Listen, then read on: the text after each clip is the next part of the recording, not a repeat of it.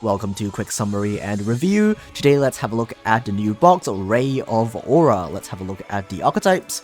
First we have Super Quan. Super Quan got a really strong support in White Layer, which both increases the consistency of the deck and gives the deck a new payoff in the form of the new Xyz, which negates monster effects. These are certainly very nice, but not enough in the year 2024 where every deck has a busted skill. Next is Phantasm Spiral. This is a normal monster water deck that is based around a field spell that summons tokens and searches traps. Well, the issue is that Konami thought this deck was too good and limited not only the field spell to 3, but also the good trap to 1 as well, which turned this deck from okay to barely even playable. Chronomaly got a new skill, which makes the deck a lot more consistent. They now have plenty of 1-card combos that make a monster negate, and one of them is this level 5 dinosaur that you see on screen right now. And yeah, this deck's pretty good. Earthbound Immortal also got a new skill, except this time it's terrible. I mean, it's not really terrible, but just not good enough. It lets you summon the purple Earthbound pretty easily, and searches a field spell that also searches a continuous trap that pops monsters every turn.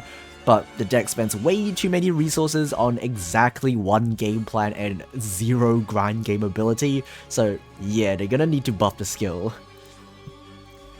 Before we talk about the recommended card amounts, let's quickly talk about Strikers and Sharks. Strikers is pretty good. They got a new search spell in Engage, and Engage is like a better pot of greed most of the time. And Sharks is a pretty good rank 4 Xyz deck. And they got new starters, new extenders, and a new skill that makes them a lot more consistent. And yeah, the deck is also pretty good.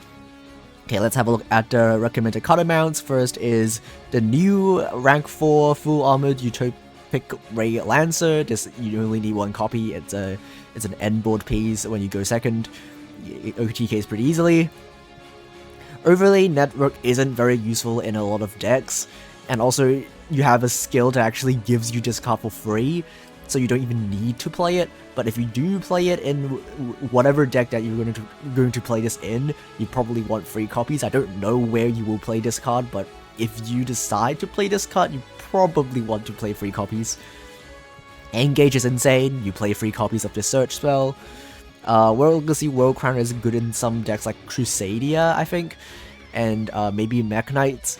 And it's a pretty good extender in those decks, so 3 copies is good. White Layer is probably the best monster in Super Quantum, so you play 3 copies. Supe Deskwalker is a starter in Earthbound Immortal, you play 3 copies.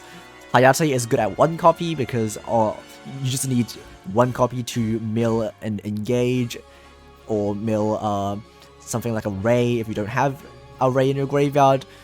But to be honest, this card is a lot less good in Duel Links because we don't have a main phase 2, so you don't really need too many copies of this card. Right Hand Shark is a starter in Sharks. You can dump this off of your skill from your deck, so you don't need 3 copies.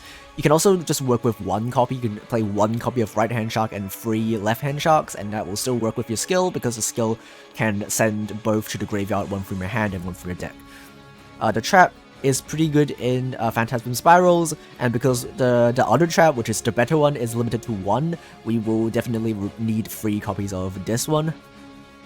And yeah, the field spell is non-negotiable. If you want to play this deck, you want to play 3 copies.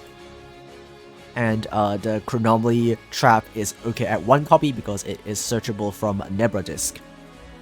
Chronomaly, whatever this name is, the level 5 dinosaur, this is good at 3 copies because it is a starter under your skill. The skill can send this from your hand to the graveyard and then add something else to your hand, and then this card can revive itself just by paying 1,000 life points.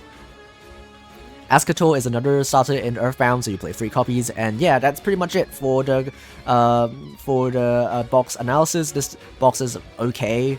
It has some pretty good supports for pretty good decks. I mean, Shark is okay, Chronomalies are okay, Strikers are also okay, but as far as boxes go, it's not a very impressive one.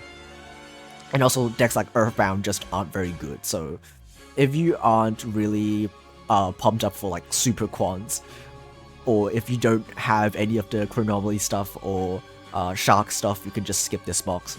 So yeah, thanks for watching, bye bye!